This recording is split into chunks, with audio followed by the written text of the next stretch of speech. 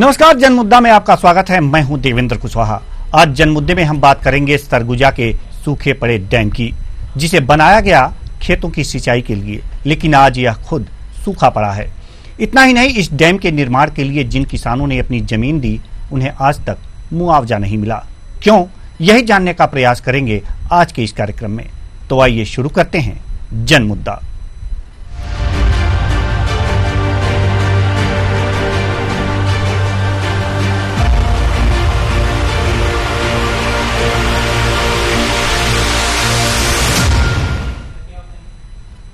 सरगुजा जिले के मैनप्लाट ब्लॉक के तराई क्षेत्र में लगे ग्राम पेंट का डैम पहले ग्राम पीड़िया में बनने वाला था, लेकिन प्रशासन ने इसे ग्राम पेंट में 5 करोड़ 30 लाख रुपए की लागत से बनवाया, जो ग्रामीणों की भूमि अधिग्रहित करके उन्हें मुआवजा देने की बात कहते हुए बनवाया गया था। डैम बनाने का उद्देश्य यह था कि किसान 200 हेक्टेयर से ज्यादा भूमि में सिंचाई कर खेती कर सकें, लेकिन विभाग का यह दावा कुछ ही दिनों बाद मटियामेट हो गया, क्योंकि इस डैम में पानी ही नहीं रहता, जिस कारण सैकड़ों किसान खेती नहीं कर पा रहे हैं। बता दें कि किसानों की भूमि इस डैम के बनने के समय अधिग्रहित हुई थी, जिसका मुआवजा आज तक कई साल बीतने के बाद भी नहीं मिला। किसानों का कहना है कि वे मुआवजे के लिए कई बार कलेक्टर के पास गए, साथ ही एसडीएम के दफ्तर का चक्कर लगाए, लेकिन आज तक उन्हें मुआवजा नहीं मिल सका। वहीं पूरे मामले में मैनप्लाट ब्लॉक के तहसीलदार शशिकांत दुबे ने कहा कि मुआवजा देने की कार्रवाई चल रही है। वहीं क्षेत्रीय विधायक और कैबिनेट मंत्री अमरजीत भगत ने कहा कि संबंधित विभाग के अधिकारियों को निर्देशित किया है। क्या बोले? 2.5 एकड़ का, मतलब लगभग 2 एकड़ का जमीन डूब गया बांध में। कितना लोगों का जमीन फंसा होगा? कितना आदमी होंगे? वो 10-15 आदमी का फंसा होगा। अच्छा, किसी को मुआवजा नहीं मिला? किसी को नहीं मिला है। अच्छा, अधिकारी लोग कभी नहीं आते हैं? नहीं, अधिकारी लोग आते हैं, लेकिन आज मिलेगा कल मिलेगा बोलते हैं, लेकिन मुआवजा कभी देते नहीं है। अच्छा, हम लोग प्रस्ताव दिए कलेक्टर का पास, प्रस्ताव दिए अमरजीत का पास, लेकिन कोई नहीं सुनता है। हम लोग पानी भी नहीं मिलता है। डैम में पानी भी नहीं मिलता है, मतलब कहीं पानी ही नहीं है, वहाँ तक कहाँ से मिलेगा पानी? करोड़ों रुपए इसमें बहा दिए। करोड़ों रुपए इसमें बहा दिए। कोई मतलब नहीं, कोई मतलब का नहीं है। बांध का कोई मतलब का नहीं है। जितना झाड़ कट गया, मतलब गोढ़ा जो खेत जो रही से सब डूब गया। आगे क्या चाहते हैं? तो हम लोग का एक चाहते हैं कि भाई मुआवजा देंगे, मुआवजा देंगे, मुआवजा चाहते हैं। उसका कीमत क्या दिक्कत है? डैम जमीन फंसी है तो? हाँ, फांसी सा है। कितना जमीन? 1 एकड़ है। अच्छा, हाँ। तो खेती बाड़ी अब नहीं करता सो मैं? वहाँ कहाँ कहीं होता? तो मुआवजा मिली नहीं मिली से क्या चाहता? पैसा तो चाहता हम तो की बांध लो, थोड़े कहाँ जगह कमाबो। बांध बनी से कोई मतलब होते? कोई मतलब नहीं है। पानी अभी है बांध में? एक के निहाया है, हमारा खेत भेर मजा है, जमोतरी नहीं है। एक खेत माँ, एक माँ मोर माँ, अभी एक घर में से एक माँ। कहाँ मांग करत है? कहाँ मांग करत है सरकार से? पैसा दे ही ते बनी की जमीन दे ही ते बनी। जिनकी भूमि अधिग्रहित की गई है, उनका जो है उनका कार्यवाही, अधिग्रहण की कार्यवाही चल रही है। उसमें धारा 13 का प्रकाशन हो चुका है और किनारे हुई है ना भाई साहब। अब उसमें धारा 13 का प्रकाशन हो चुका है एवं अब मुआवजा बनाने की कार्यवाही उस पर प्रगति में है और शीघ्र ही उसमें मुआवजा। सर, ये डैम कहाँ पड़ता है सर आपके जानकारी में? डैम जो है ग्राम पेट में है, मैनपाट ब्लॉक पे पड़ता है। सर, पानी उनी है सर डैम में? पानी है और उसका तकनीकी टीम उसका जांच कर रही है कि क्यों पानी नहीं रुक रहा है या क्या उसमें समस्या है। एक्सपर्ट टीम से सर तलब करेंगे आप? तकनीकी टीम से पूछा जाएगा कि इसमें क्या रिजल्ट आ रहा है, क्यों हो रही है। अभी मैंने परसों उधर दौरा किया था और निर्देशित किया हूं कि उसको तत्काल प्रक्रिया पूरा करे और लोगों को मुआवजा दिलाए। तो ये आपने अभी देखा कि सूखा डैम और प्यासे खेत, मुआवजा भी नहीं मिला लोगों को। आज इसी मुद्दे पर हम चर्चा करेंगे और इस मुद्दे पर चर्चा से पहले और तमाम जानकारी के लिए हमारे जो संवाददाता हैं शैलेश सिंह वो जुड़ चुके हैं सरगुजा से। जी शैलेश सिंह, हम जानना चाहेंगे कि ये डैम बना कब? जी मैं ये बता दूं, ये डैम को बने हुए लगभग 2 से 3 साल से ऊपर होने वाले हैं और इसके बाद भी आज देखा जा सकता है कि इस डैम में अभी तक पानी नहीं मिला है और जो जमीन लोगों की अधिग्रहित की गई थी आज तक उन्हें मुआवजा नहीं मिला है। आप देख सकते हैं मेरे पीछे की ये तस्वीर, ये डैम है और ये देख सकते हैं किस प्रकार से यहाँ बनाया गया है कि 2-3 साल में ही इस डैम की स्थिति आप देख सकते हैं कितनी जर्जर है। और ये सामने का हिस्सा है कि ये जो डैम बना है आप देख सकते हैं कि यहाँ पानी रुकेगा कैसे, ऊपर चढ़ान है, नीचे ढलान है और ना तो पानी आने का यहाँ कोई स्रोत है ना तो किसी प्रकार से यहाँ पानी रुकने का कोई कारण है। कहीं ना कहीं ये पूरे तरीके से पैसे को बंदरबाट करने के लिए इस तरह का फर्जी वाला काम किया गया और ठेकेदार के द्वारा इस प्रकार से फर्जी तरीके से रद्दी डैम बनाया गया। आप देख सकते हैं सामने की तस्वीर। नहीं, अगर जो कोई डैम बनता है शैलेश, अगर जो कोई डैम बनता है तो उस पर पूरे इंजीनियर है, तकनीशियन होते हैं, तकनीकी के हिसाब से बनता है, तो क्या इसमें कुछ इस मानकों का प्रयोग नहीं किया गया था क्या? जी मैं बता दूं, किया तो गया था लेकिन कहीं ना कहीं पैसे बचाने के लिए जो ठेकेदार है वो कहीं ना कहीं इंजीनियरों की ज्यादा मदद नहीं लिए। और देख सकते हैं आप सामने तस्वीरों में कि किस तरीके से यहाँ पर इंजीनियर के भी दिमाग को देखा जा सकता है, किस प्रकार से दिमाग यहाँ उन्होंने भी लगाया। जैसा कि आप बता रहे थे कि यहाँ पर कुछ लोगों ने जमीन दी है डैम के निर्माण के लिए और मुआवजा भी नहीं मिला है। क्या आप बता सकते हैं कि ये मुआवजा क्यों नहीं मिला अब तक? जी ये लगातार तो इनके पास ये मुद्दा हमारे पास सामने आता ही रहा है। हमने बात भी की अधिकारियों से, तहसीलदार से, सभी का एक ही बात कहना है कि हम इस पे कार्य कर रहे हैं, इस पे प्रकरण चल रहा है, समय दे रहे हैं, समय का दिन बढ़ते जा रहा है कि मुआवजा मिलेगा, लेकिन अभी तक ग्रामीणों को मुआवजा नहीं मिला। कुछ ग्रामीण भी आपके साथ अभी खड़े दिख रहे थे हमें, अगर वहाँ हैं तो उनसे बात करने का प्रयास कीजिए उनकी। जी जी जी जी जी हमारे साथ ग्रामीण हैं, ये इनकी भी जमीन फंसी हुई है जी, इनसे जानेंगे कि क्या है, कितनी जमीन इनकी फंसी हुई है। जी आप लोगों के द्वारा यहाँ कितनी जमीन अधिग्रहित दी गई है और कब तक, कितने साल हो गए मुआवजा नहीं मिला? ये करीबन 5 साल हुआ है और मेरा जो जमीन है वो 45 डिसमिल से 50 डिसमिल तक है और यहाँ तो बहुत जने का है जमीन और अभी तक मुआवजा नहीं मिला है। क्या कहते हैं अधिकारी जब मुआवजा के लिए आप लोग बात करते हैं? तो जब एक बार क्या बोलते हैं एसडीएम साहब यहाँ गए थे तो बोले कि 2 महीना में के अंदर में आपको मुआवजा मिल जाएगा, लेकिन आज 3 साल हो गया नहीं मिला है। तो यहाँ पर जब मंत्री जी का दौरा हुआ था, खाद्य मंत्री अमरजीत भगत, तो उन्होंने भी बताया था कि मुआवजा मिलेगा, तो अभी तक क्यों मुआवजे की कार्यवाही को नहीं किया जा रहा है? इसके लिए आप लोग कुछ जाके अधिकारियों से बात तो अभी वो अमरजीत से हुआ था जब यहाँ पेट में आए थे, तब तो कागज दिए थे तो मुख्यमंत्री वो बोले कि जब मुख्यमंत्री आए थे तब कहाँ थे, उस समय नहीं दिए हो। तो आप देख सकते हैं कि कैसे मंत्री के पास ही बात रखी जा रही है, सारी चीज की जा रही है, लेकिन कहीं ना कहीं इनके मुआवजे की जो बात है वो सामने नहीं आ रही। शैलेश, हम जानना चाहेंगे कि ये जो डैम बना है तो डैम में पानी रुकना एक महत्वपूर्ण बात होती है, लेकिन उससे भी महत्वपूर्ण बात होती है कि उसमें पानी आएगा कैसे, उसके स्रोत क्या हैं? कुछ बता पाएंगे या दिखा पाएंगे ऐसे स्रोत? जी बिल्कुल मैं दिखा सकता हूँ। जी बिल्कुल मैं दिखा सकता हूँ। आप देख सकते हैं कि ये बगल में पहाड़ है, पहाड़ दिख रहा है और इधर भी पहाड़ है और ये बीच में ये डैम बनाया गया है। आप बिल्कुल देख सकते हैं कि यहाँ पानी आने का स्रोत तो कहीं ना नहीं दिख रहा है हमको।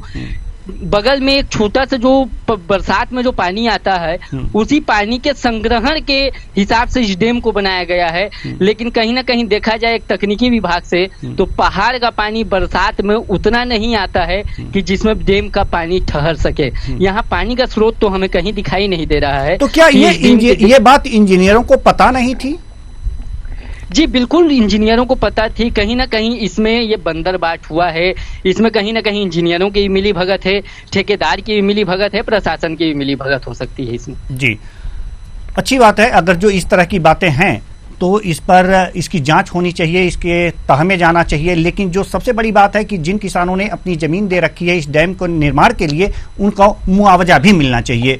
शैलेश, आप बने रहिए हमारे साथ, हम आपसे और भी तमाम सवाल पूछेंगे और जैसे ही और लोग जुड़ते हैं हम उनसे भी सवाल पूछेंगे। जिम्मेदार अगर जो जुड़ेंगे तो उनसे भी सवाल करेंगे और पूछने का प्रयास करेंगे कि आखिर कि क्यों इस तरह की बातें हुई हैं कि डैम इस तरह से बना हुआ है जो सूखा पड़ा है। हालांकि सिंचाई के लिए बना था, लेकिन खुद जब डैम ही सूखा है तो खेत प्यासे ही रहेंगे। हमारे साथ रजनीश पांडे, मंडल अध्यक्ष बीजेपी, जुड़ चुके हैं। बहुत बहुत स्वागत है आपका हमारे इस कार्यक्रम में। रजनीश जी, सवाल यह है कि आपके क्षेत्र में एक डैम बना हुआ है पेंट ग्राम में, और यह डैम खुद सूखा हुआ है, तो लोगों की खेत की सिंचाई कैसे होगी? जी, मैं बताना चाहूंगा कि जब से कांग्रेस की सरकार छत्तीसगढ़ में आई है, भ्रष्टाचार चारों तरफ फैला हुआ है और उसकी बानगी आपको मेन पार्ट के पीड़िया गांव में देखने को मिलेगी, जहां पे 5.5 करोड़ रुपए की लागत से बना डैम में छटाक भर भी पानी नहीं है। और बड़ा दुख होता है कि इस क्षेत्र के बड़े संवेदनशील जो मंत्री हैं और स्थानीय विधायक हैं, उनके रहते ठेकेदार और विभाग के अधिकारी की बदमाशी करते हुए पूरी राशि गबन कर गए। और रजनीश जी, हमें भी बहुत दुख होता है कि इस तरह की जो गड़बड़ियां हैं, अगर जो शासन प्रशासन करता है तो विपक्ष हाथ पे हाथ धरे बैठा रहता है, इसलिए हमें भी बहुत दुख होता है। बिल्कुल, क्या किए हैं आप इसके लिए? इतना बड़ा भ्रष्टाचार हुआ है, विपक्ष की कोई जिम्मेदारी है कि नहीं है जनता के प्रति? इस पे हम लोगों ने प्रभावित लोगों का मुआवजा वितरण नहीं होने पे हम लोगों ने मांग उठाई। हम लोगों का आरोप था, लगातार हम लोग इस बांध की जांच की मांग कर रहे थे। संबंधित एसडीओ और ठेकेदार मिलकर के पूरी राशि निकाल के खा गए, उसकी शिकायत हम लोगों ने की। अब अभी हमारे प्रदेश के भूपेश की सरकार ने एक एक आदेश निकाला है कि आप आंदोलन हड़ताल नहीं कर सकते, अनुमति लीजिए। इस तरह के हम इसी का तो विरोध कर रहे हैं, भूपेश सरकार की इन्हीं कामों का तो विरोध कर रहे हैं जी। हमारा ठीक है, आप हमारे साथ बने रहिए। हमारे साथ शैलेश सिंह संवाददाता भी जुड़े हुए हैं। हम जानना चाहेंगे शैलेश कि आखिर इसके लिए आखिर विपक्ष कितना सक्रिय रहा है कि इस भ्रष्टाचार को उजागर किया जाए, लोगों को मुआवजा दिलाया जाए। जी, शैलेश सिंह से हमारा संपर्क नहीं हो पा रहा है, जो हमारे संवाददाता है। रजनीश पांडे जी, हम आपके पास पुनः आते हैं और ये जानना चाहेंगे कि आखिर ये जो डैम बना हुआ है, तो डैम तो सिंचाई के लिए बना हुआ है कि इसमें पानी एकत्रित होगा और जो किसान हैं वो अपने खेत की सिंचाई करेंगे, लेकिन इसमें पानी नहीं आ रहा है। इसकी शिकायत आपने कहीं की कि यहाँ पानी कैसे आएगा? आपने जानने की कोशिश की प्रशासन से? आपको बताना चाहूंगा, मेन पार्ट विकास खंड में पिछले 5 सालों में और उससे पूर्व में भी जितने डैम बने हैं, बड़े डैम, यहाँ पे कुछ काम तो पहले ठीक होता रहा, लेकिन ये 3.5-4 सालों में जो भी काम हुए हैं वर्तमान के सरकार में, उसमें एक भी डैम में लोगों को पानी नहीं मिल रहा है। उसका एक प्रत्यक्ष उदाहरण आपको पेट पीड़िया वाला ये जो डैम है देखने को मिलेगा। इसमें जो ठेकेदार व स्थानीय अधिकारी, आप आश्चर्य करेंगे कि इस डैम में 5.5 करोड़ रुपए खर्च करने के बाद डैम में पानी नहीं रुक रहा है, दरारें आ गई हैं और संबंधित लोगों के जो डुबान में जो जमीनें गई हैं उनको मुआवजा नहीं मिला। उसमें सैकड़ों पेड़ को रातों रात ठेकेदार मिलके काट गए और पूरी पैसा निकाल दिए। तो आप यहाँ पे तो नक्कार खाने में तूती बोलने वाली स्थिति है भाई साहब। हम लोग किसको सुनाए अपनी पीड़ा? जी, पीड़ा आपको सुनानी है अधिकारियों से, उनको पीड़ा सुना सकते हैं आप। अगर अधिकारी आपकी बात नहीं मानते हैं, शासन आपकी बात नहीं मानता है, प्रशासन आपकी नहीं बात मानता है, तो आपके पास संवैधानिक अधिकार हैं। ऐसे संवैधानिक अधिकार हैं कि आप उसका प्रयोग करें और आंदोलन करें, इस तरह के भ्रष्टाचार को उजागर करें, सतह पर लाएं। आपको यह अधिकार है, विपक्ष में है इसलिए आपको यह अधिकार है, पूरा अधिकार है। संविधान आपको अधिकार देता है। इस तरह से हथियार डालने से काम नहीं चलेगा।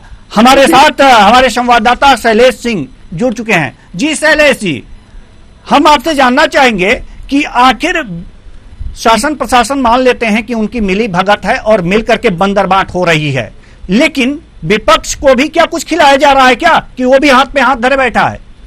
जी बिल्कुल, ये कहीं ना कहीं इस प्रकार से सवाल खड़ा हो सकता है इनके लिए भी, और विपक्ष को तो इस पे खास करके सामने आना चाहिए। जब विपक्ष की सरकार यदि लोगों की नहीं सुन पा रही है, लोगों की मदद नहीं कर रही है, तो कहीं ना कहीं विपक्ष को इसमें सामने आना चाहिए और इसके पीछे कहीं ना कहीं आंदोलन करना चाहिए खड़ी। लेकिन यहाँ तो देखने को ये मिलता है कि विपक्ष की टीम जब बात करते हैं तब विपक्ष की टीम अपनी बात रखती है कि हमने ये किया, हमने वो किया, लेकिन सामने जब बात देखा जाता है तो कोई इन गरीब किसानों की मदद के लिए कोई खड़ा नहीं होता, ना तो पक्ष खड़ा होता है ना तो विपक्ष खड़ा होता है। जी रजनीश पांडे जी, रजनीश जी आपने सुना?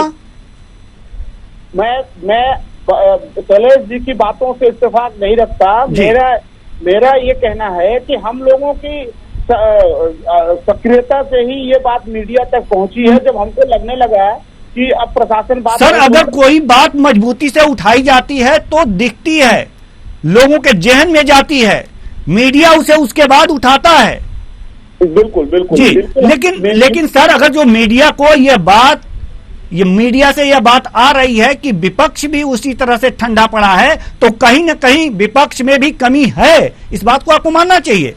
देखिए, भूपेश सरकार की जो भ्रष्टाचार के जो काले कारनामे हैं उनको ढकने के लिए विपक्ष मजबूती से खड़ा न हो, इसीलिए इन्होंने काला कानून लाया है कि प्रशासन की अनुमति के बाद भी धरना प्रदर्शन हो सकेगा। और यही कारण है कि भूपेश सरकार अपने काले कारनामों को छिपाने के लिए इस काला कानून को लाई है।